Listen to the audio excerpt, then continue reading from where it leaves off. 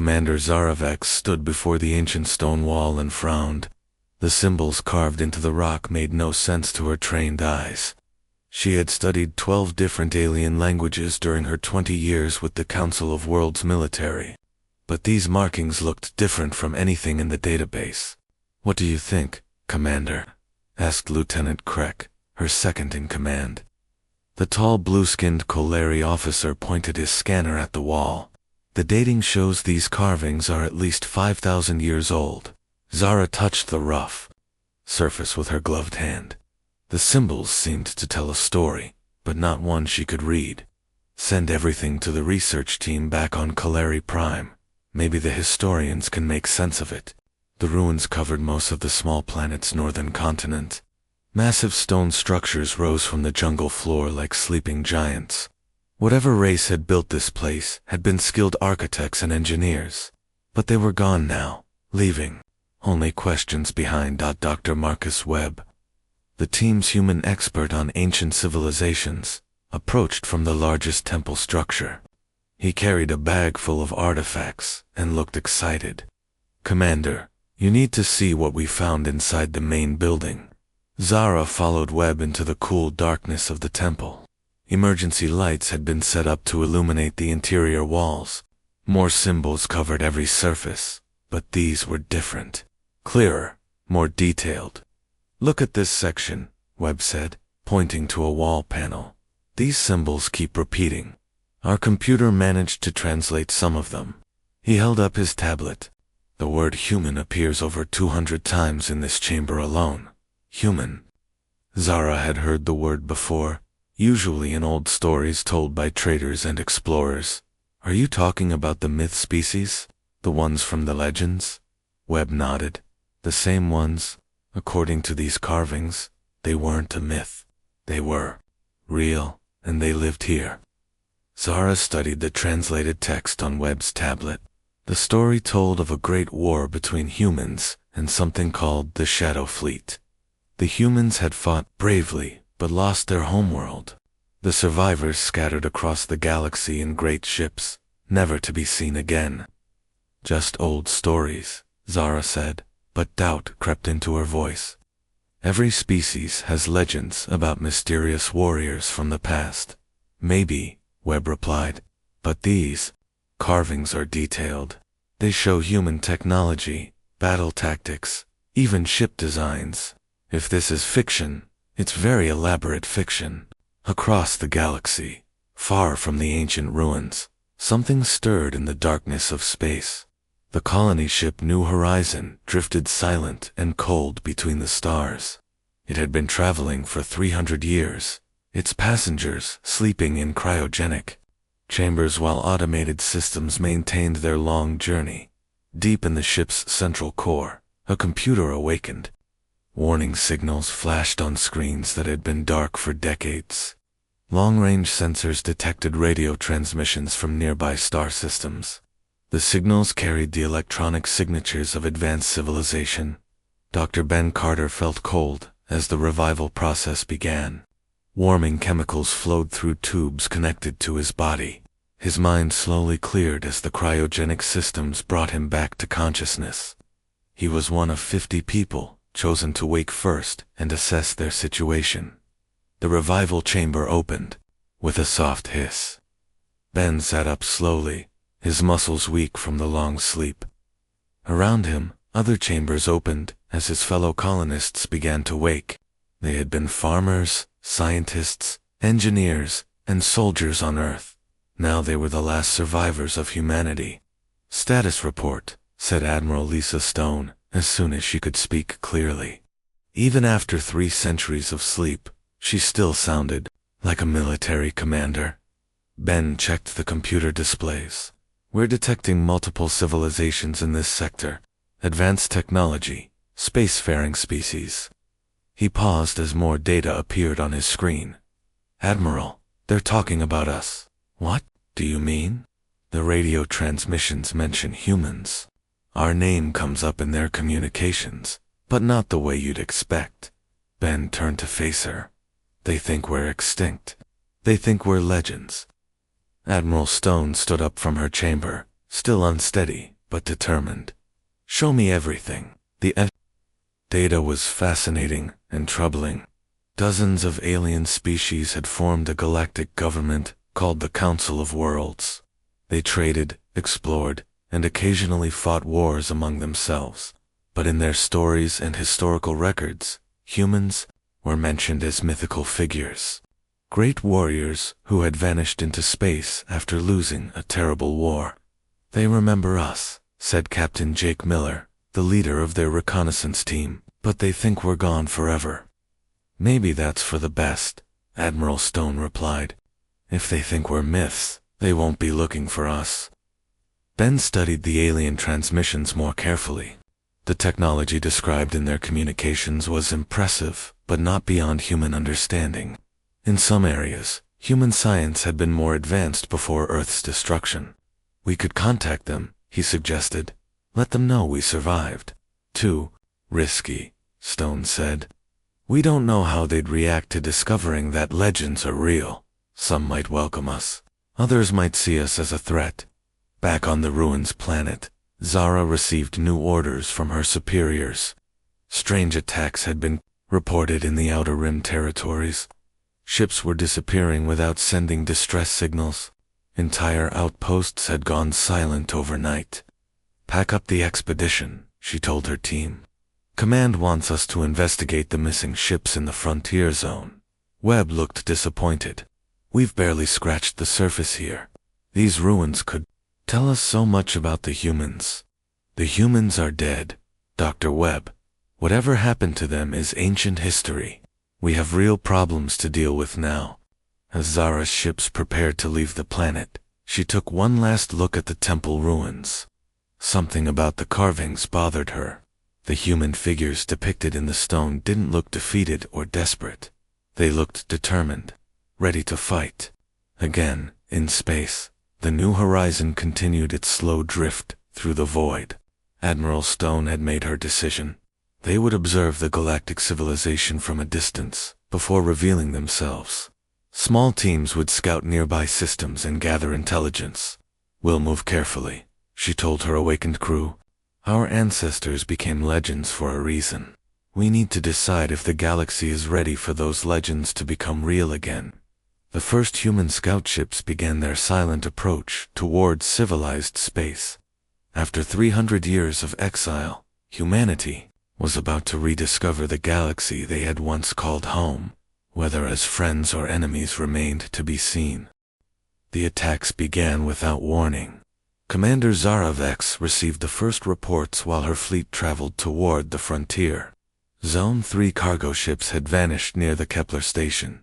No distress calls, no debris. They simply disappeared from all sensors, as if they had never existed. "Could be pirates," suggested Lieutenant Kreck, as they studied the data. "The Outer Rim has always been dangerous." Zara shook her head. "Pirates leave wreckage. They want cargo, not complete destruction. This is something else." More reports came, in every hour. A mining facility on Asteroid Belt 7 went silent during a routine check-in. A passenger liner carrying 500 beings stopped responding to traffic control. Each disappearance followed the same pattern. Normal operations, then nothing. The Council of Worlds called an emergency session. Representatives from dozens of species gathered to discuss the growing threat. Fear spread through the galactic community. As the attacks moved closer to populated systems, Captain Jake Miller watched the alien ships from the shadows of space. His small human vessel remained hidden behind a dead moon while Council fleets gathered in the nearby system. The alien technology was impressive, but predictable. Their military formations followed standard tactical patterns taught in every space academy. "They're scared," he reported to Admiral Stone through encrypted communication. "Whatever's attacking them has them completely confused." "Any sign of the attackers?" Stone asked. "Negative. We've been monitoring their communications for weeks. They have no idea what they're facing." Jake had been studying the alien races since the New Horizons crew awakened. The Kaleri were the dominant military power, disciplined and professional. The Vorthen controlled most trade routes with their massive merchant fleets. The crystalline Zirak provided advanced technology in exchange for rare minerals. Dozens of other species contributed to the galactic community in their own ways. All of them were talking about the mysterious attacks, and many of them were also talking about the ancient human legends. Dr. Ben Carter decoded more alien transmissions from his position aboard the New Horizon. The humans had become a popular topic of discussion among the galactic historians and military strategists. Old stories were being retold with new interest. "Listen to this," Ben told Admiral Stone during their daily briefing. "It's from a Kaleri Military Academy lecture." He played the translated audio. The humans were said to possess an unusual talent for adapting their tactics during battle. The alien instructor explained to his students, when conventional strategies failed, they would improvise new approaches that surprised their enemies. Some historians believe this adaptability came from their species' rapid evolution on a dangerous homeworld. Stone listened with interest. "They remember our strengths. They also remember our weaknesses," Ben continued. "Here's another transmission from a Vorthen trader." The new recording played. "Human ships were powerful, but always outnumbered. They compensated by attacking when and where enemies least expected. The old saying goes that you never saw humans coming until they were already gone." The Admiral smiled grimly. "That could work in our favor." Meanwhile, Jake Miller's reconnaissance team made a disturbing discovery. They detected strange energy signatures in the areas where ships had disappeared. The readings matched no known technology in the galactic database. Whatever was destroying the alien vessels possessed advanced capabilities that worried even the experienced human scouts. "Admiral, we may have found our mysterious attackers," Jake reported. "And they're not from any species we've encountered." The readings showed mechanical constructs of enormous size. Ships that seemed to consume rather than merely destroy their targets. The attacking force appeared to be some kind of artificial intelligence with a single purpose: eliminate all organic life. "Devourers," Stone said, after reviewing the data. "We've seen something like this before." Ben checked the human historical records. During their final war for Earth, humanity had faced a similar enemy. Machines that converted organic matter into more machines. The humans had eventually developed weapons to stop them, but not before losing their homeworld. "If these are the same type of entities," Ben warned, "the galaxy is in serious trouble." The situation grew worse when the attackers struck a major population center. Kepler's station, home to 2 million beings, went dark in the middle of a shift change. Emergency signals lasted exactly 47 seconds before cutting off completely. Zara Vex arrived at the station 12 hours later with a full battle fleet. What they found changed everything. Kepler's station still existed, but it was empty. Not destroyed, but completely stripped of all organic life. The metal structure remained intact, but every living thing had vanished. "Scan for survivors," Zara ordered. "No life signs detected," her sensor officer reported. "But Commander, you need to see this. There's something moving inside the station." The screens showed mechanical shapes crawling through the corridors. Spider-like constructs the size of vehicles moved with purpose through the abandoned halls. They seemed to be analyzing the station's structure and technology. "What are those things?" Lieutenant Kreck asked. Before Zara could answer, her communication officer interrupted. "Commander, we're receiving a transmission. It's not from any council. Frequency. Put it through." The voice that came through their speakers was clearly human, though none of Zara's crew recognized it as such. "Council ships, this is Captain Miller of the reconnaissance vessel Freedom.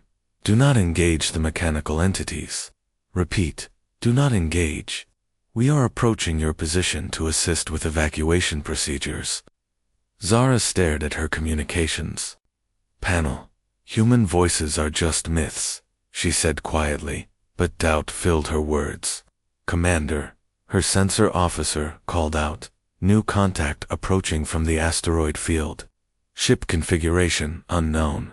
It's not in our database. The vessel that appeared on their screens looked unlike any Council design.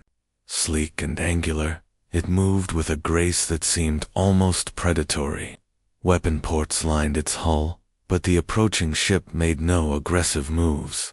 "This is Commander Zara Vex of the Council Defense Force," she transmitted. "Identify yourself immediately."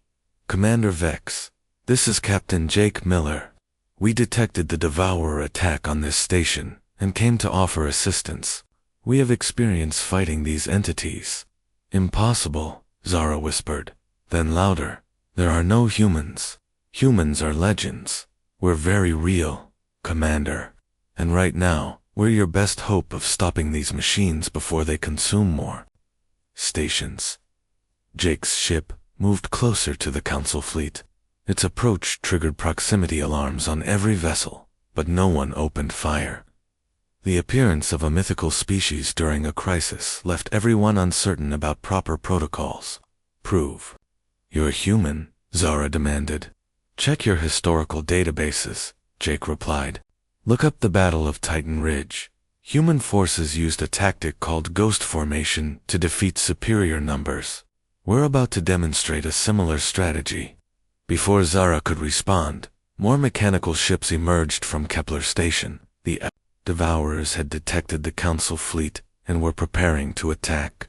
But instead of charging forward, Jake's ship did something unexpected. It vanished. "Where did it go?" Krek asked, studying his sensors.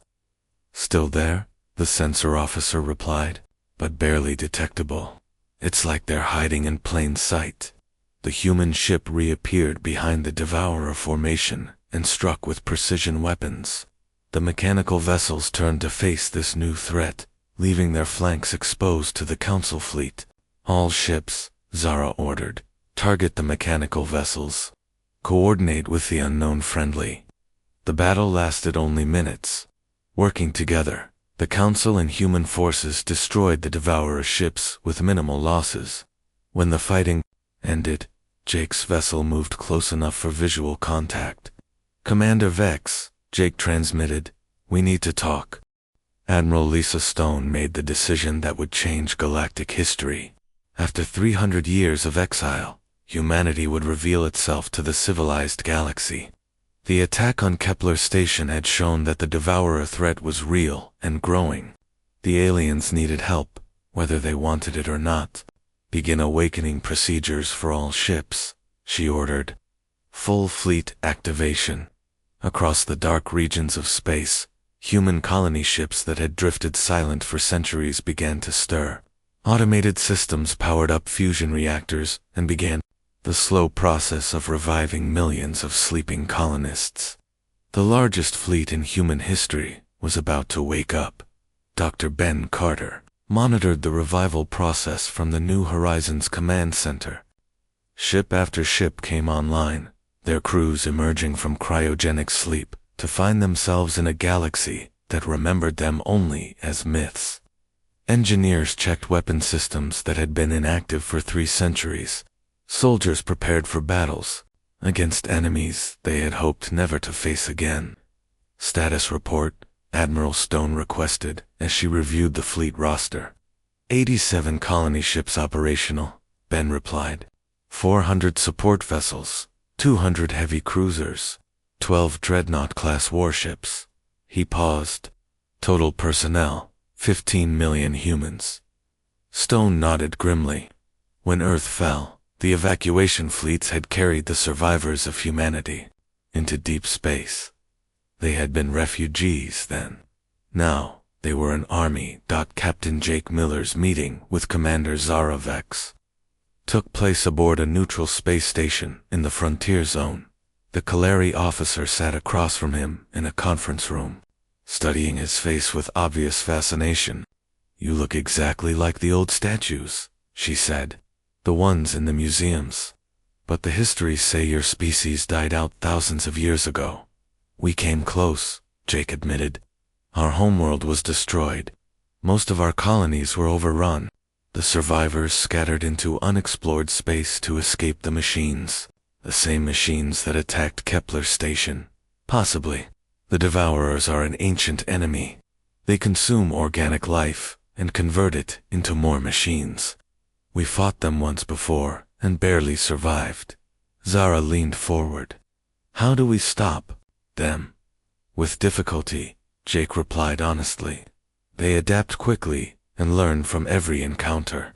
The only way to defeat them is with tactics they can't predict and weapons they haven't seen before. And you have these weapons?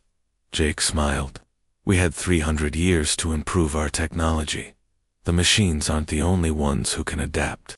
News of humanity's survival spread through the Council of Worlds like wildfire. Some species reacted with excitement at meeting the legendary warriors. Others responded with fear and suspicion. The timing of humanity's appearance during the Devourer crisis made many wonder if the two events were connected. Dr. Webb, the human expert who had studied the ancient ruins, became the most requested scholar in the galaxy. Everyone wanted to know more about the myths that had suddenly become real. He found himself giving lectures to packed auditoriums across dozens of worlds. Human military doctrine emphasized flexibility over firepower. He explained to a gathering of military officers. They preferred to outthink their enemies, rather than simply outgun them. This made them unpredictable in battle. In the audience, Zara listened with growing understanding. The human tactics she had witnessed at Kepler Station matched the ancient descriptions perfectly. These people were exactly what their legends claimed them to be.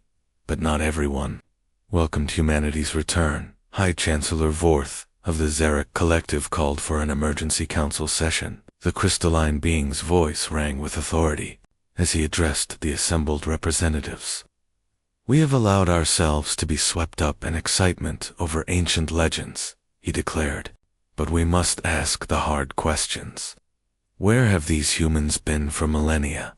Why do they appear now, just as our space faces its greatest threat? Are we certain they are not connected to these devourer attacks? Murmurs of agreement rippled through the chamber. Fear often made people see enemies where none existed. Admiral Stone knew the political situation was delicate. She arranged a formal first contact ceremony at the neutral World of Harmony station. Representatives from the major council species would meet with human delegates to establish diplomatic relations. The humans arrived in force. A fleet of sleek warships escorted a massive diplomatic vessel toward the station. The show of strength was intentional. Stone wanted the galaxy to understand that humanity had returned as equals, not supplicants. Impressive, Zara commented as she watched the human ships approach. Their technology looks more advanced than our intelligence estimates suggested. That's what worries me, replied Chancellor Vorth. Legends speak of human weapons that could destroy entire fleets. What if those stories are true?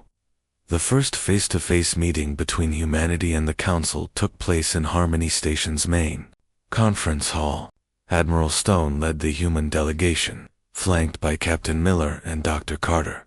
Across from them sat representatives of 12 major species, with Sarah Vex serving as the Council's primary military liaison. We come in peace, Stone began, using the formal diplomatic language. Humanity seeks to rejoin the galactic community and contribute to the common defense against the Devourer threat. Your timing is convenient, Chancellor Vorth observed coldly. You appear just as this crisis begins. Some might call that suspicious. Some might call it fortunate, Stone replied evenly. We have experience fighting these machines. We can help you survive what's coming. And what is coming? Asked Ambassador Kethra of the Vorthon Trade Union. Stone activated a holographic display that showed Devourer ship movements across the galaxy, a full-scale invasion. The attacks on your outer colonies were just the beginning. They're testing your defenses and learning your capabilities. The real assault will come soon. The room fell silent as the representatives studied the tactical display.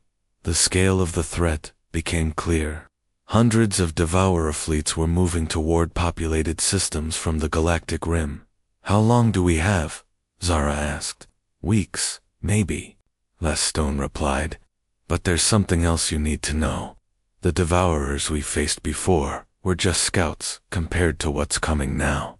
They've had thousands of years to grow and evolve. This time, they might be unstoppable, unless," prompted Ambassador K. "Unless we work together, combine our fleets and technologies, share tactical information, and coordinate our defenses." Stone looked directly at Chancellor Vorth. "Put aside suspicions and focus on survival." The debate that followed lasted for hours. Some council members argued for immediate alliance with humanity.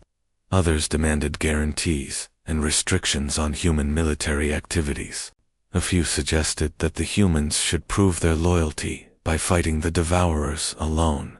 During a recess, Zara approached Stone privately. "You're asking us to trust you with very little evidence of your intentions."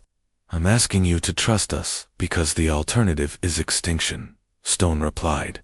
"The Devourers don't negotiate. They don't take prisoners. They simply consume everything in their path. And what happens after we defeat them? Do humans disappear again? Or do you plan to stay and claim territory?" Stone considered her answer. Carefully, "We plan to stay. This galaxy is our home too. But we're not conquerors. We're survivors who learned that cooperation is stronger than domination." The emergency session reconvened with grim news. 3 more systems had gone dark during their discussions. The Devourer advance was accelerating. "Decision time," Stone announced. "You can debate our motives while your worlds burn, or you can accept our help and save lives. Choose quickly." Chancellor Vorth stood slowly. The Xeroc collective votes to accept human assistance, under strict oversight and with clearly defined limits on their military activities. One by one, the other representatives voiced their agreement. Fear of the Devourers outweighed their suspicions about humanity. "Then let's get to work," Stone said. "We have a galaxy to save." The first Joint Human Council military operation took place at the border system of Nexus Prime. Intelligence reports showed a massive Devourer fleet approaching the heavily populated world. Admiral Stone positioned her ships alongside Commander Zara Vex's forces, creating the largest defensive formation in galactic history. "Human ships are taking positions in the outer perimeter," Zara reported to her superiors. "Their tactical formations are unlike anything in our manuals." The human vessels moved in patterns that seemed random but were carefully calculated. They spread out across vast distances, making it impossible for the Devourers to target them all at once. Each ship maintained perfect communication with the others, creating a web of coordinated firepower. Dr. Ben Carter worked with Council scientists to share human technology. The aliens were amazed by humanity's adaptive systems and modular ship designs, but their amazement quickly turned to concern when they realized how advanced human weapons had become. "These energy cannons are 3 times more powerful than our best models," reported Dr. Yala, the Council's chief weapons specialist, "and their defensive shields can absorb damage that would destroy our ships." "They've had 3 centuries to improve their technology," Ben explained. "When your survival depends on staying ahead of mechanical enemies, innovation becomes a necessity." Chancellor Vorth reviewed the technical reports with growing alarm. If humans can build weapons this powerful, what's to stop them from using those weapons against us? The question echoed through council chambers across the galaxy. Some representatives began pushing for restrictions on human military activities. Others suggested that humanity should share all their advanced technology immediately.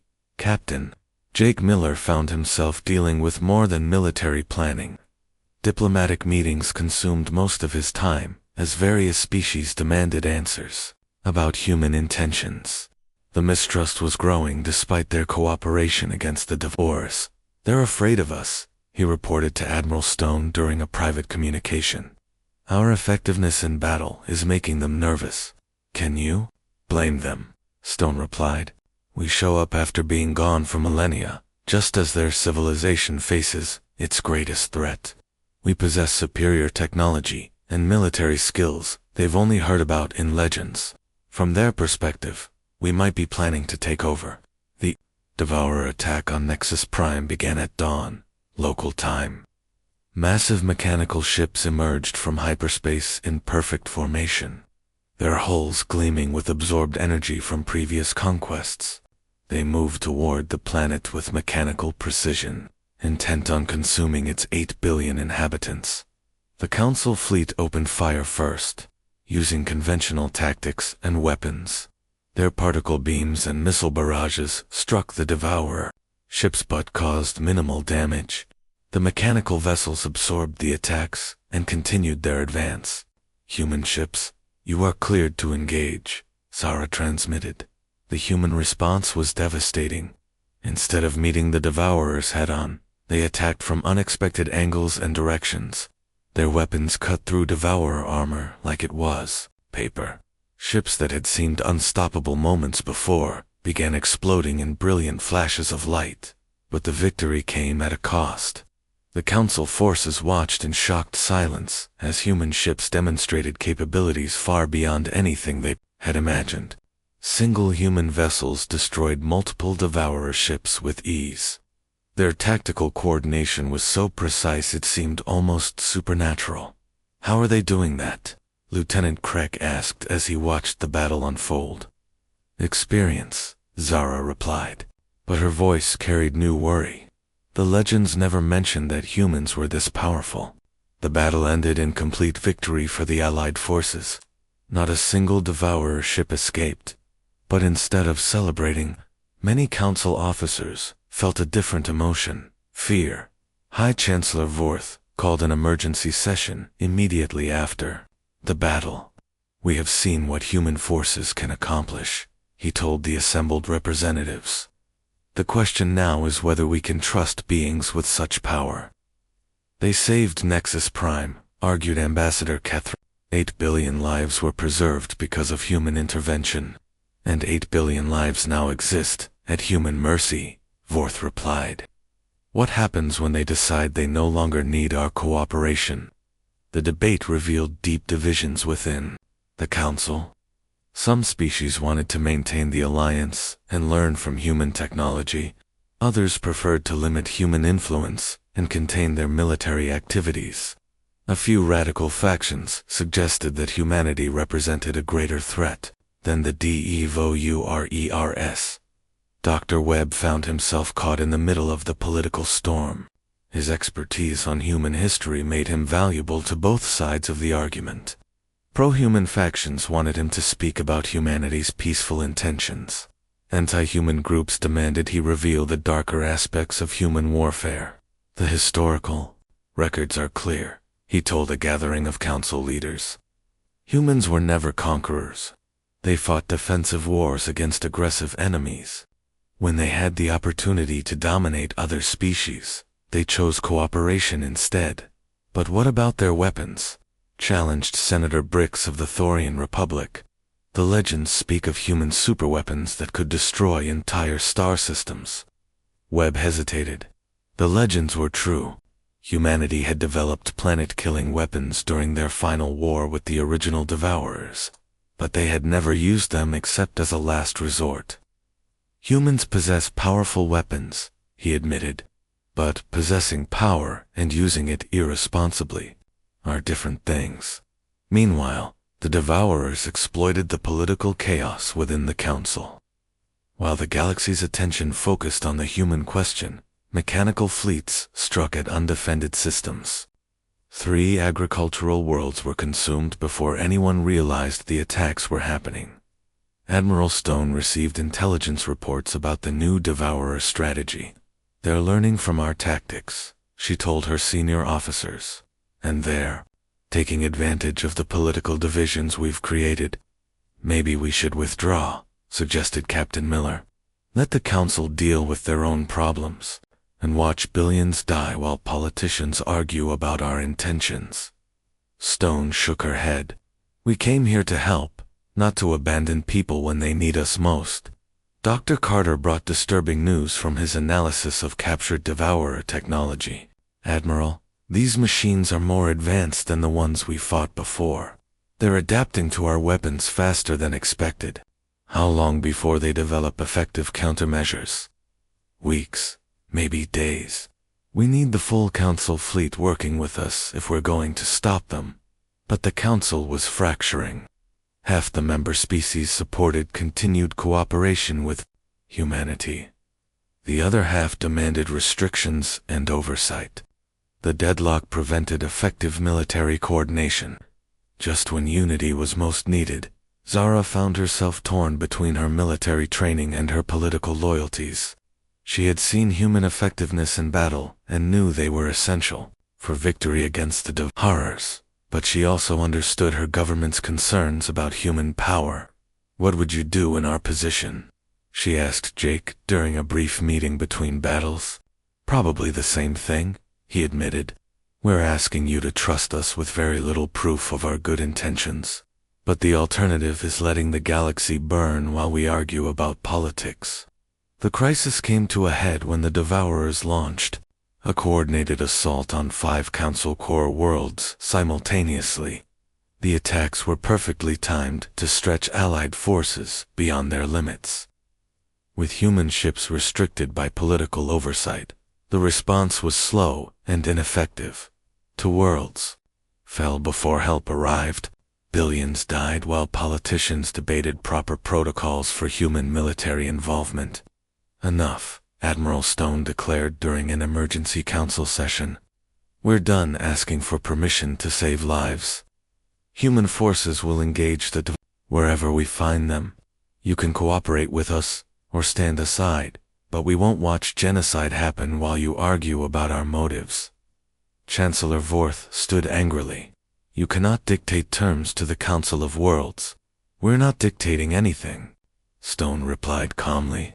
"We're simply doing what we came here to do. Protect innocent life from mechanical death.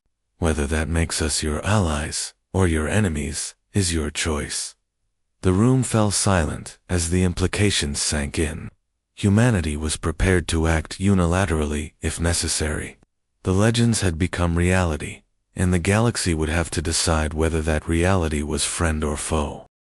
The final Devourer assault began with the darkening of 1,000 suns. Massive mechanical constructs, each the size of a moon, appeared at the edge of every major star system simultaneously. They had been building their strength in the dark spaces between galaxies, preparing for this moment of total war. Admiral Lisa Stone stood on the bridge of her flagship as reports flooded in from across known space.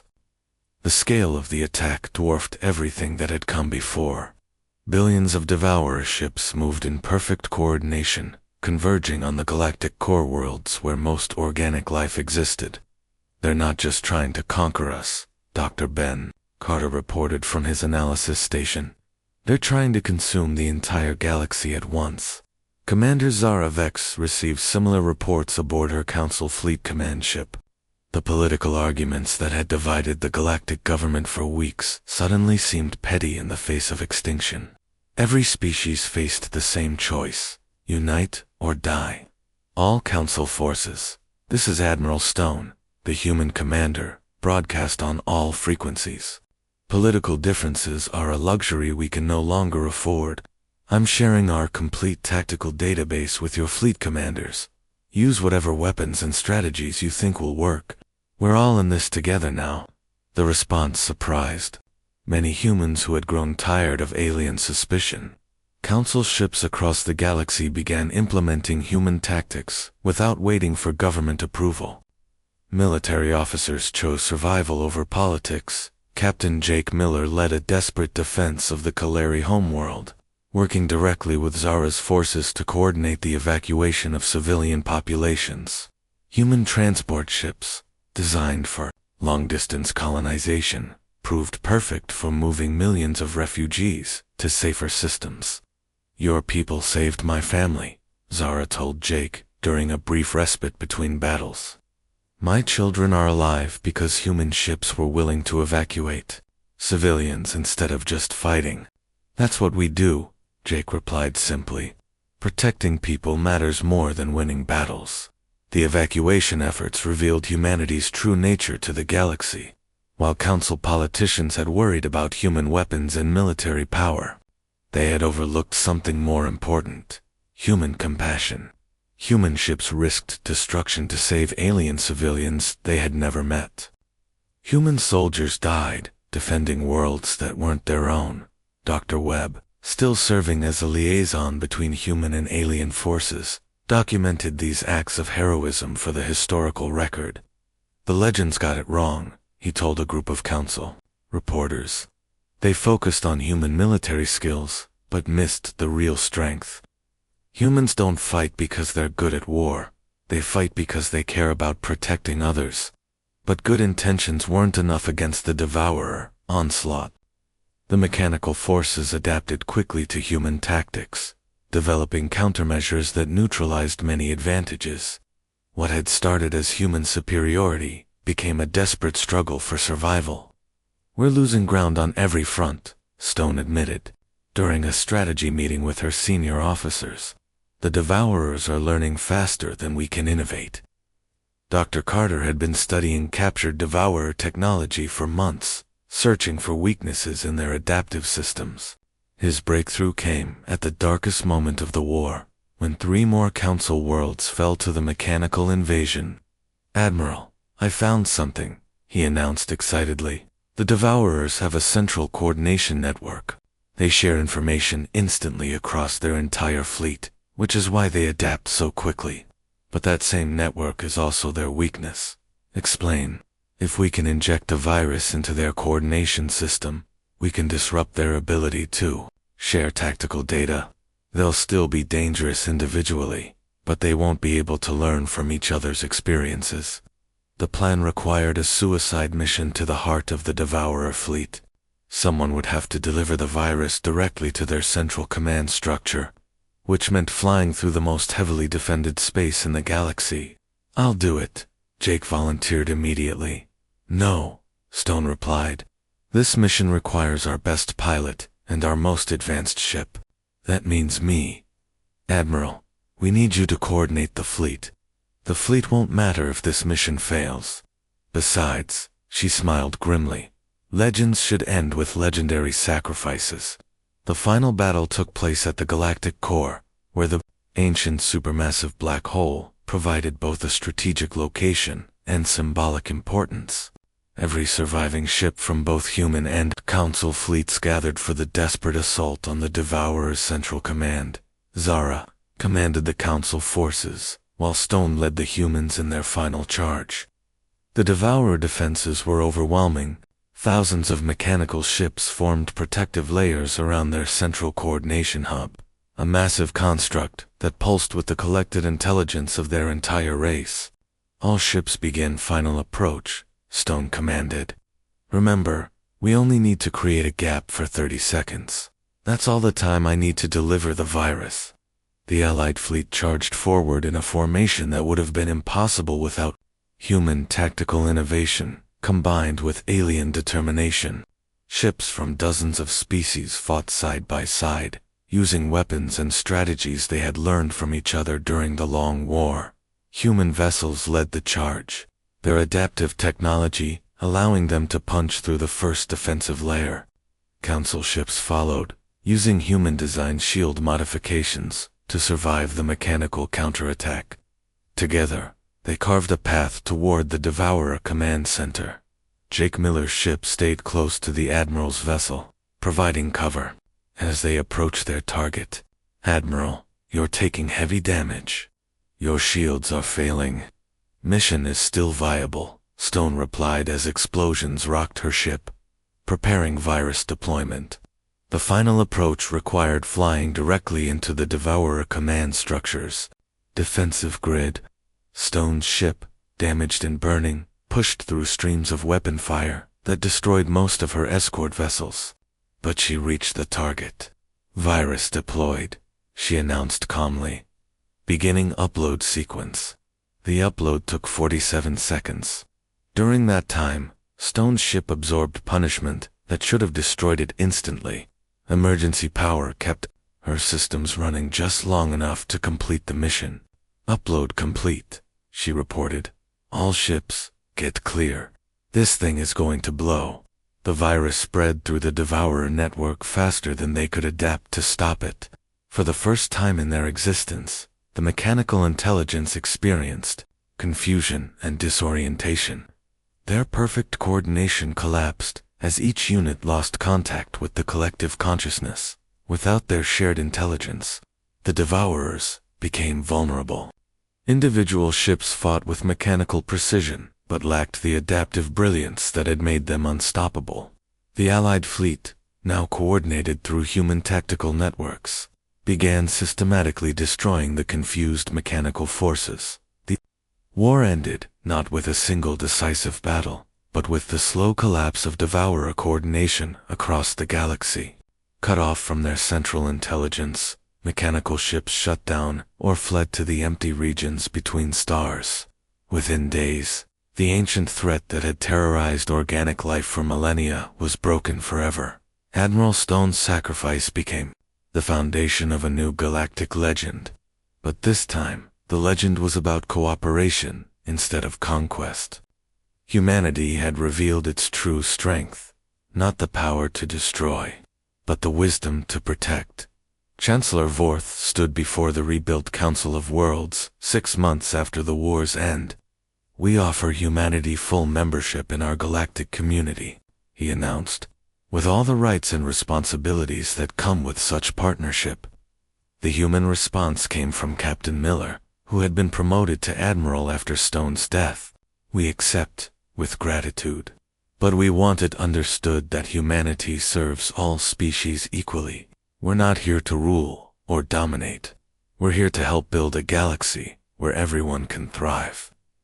Dr. Carter established the first human-alien research institute, focusing on peaceful applications of the technology developed during the war. Dr. Webb became the galaxy's leading expert on the history of cooperation between species. Zara Vex took command of the new Integrated Defense Force, where human and alien crews served together on ships designed with combined technologies.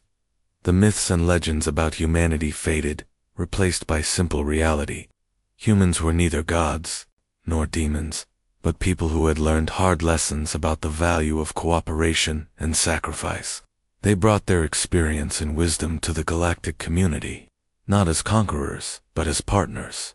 The galaxy had learned that some legends exist because the truth is too important to forget. Humanity's greatest strength had never been their weapons or tactics, but their refusal to abandon others when hope seemed lost. That truth became the foundation of a new age of peace and prosperity among the stars. In the end, the myths became real, not because humans were perfect, but because they were willing to die for something greater than themselves. And in a galaxy full of different species, with different goals, that willingness to sacrifice for others made all the difference.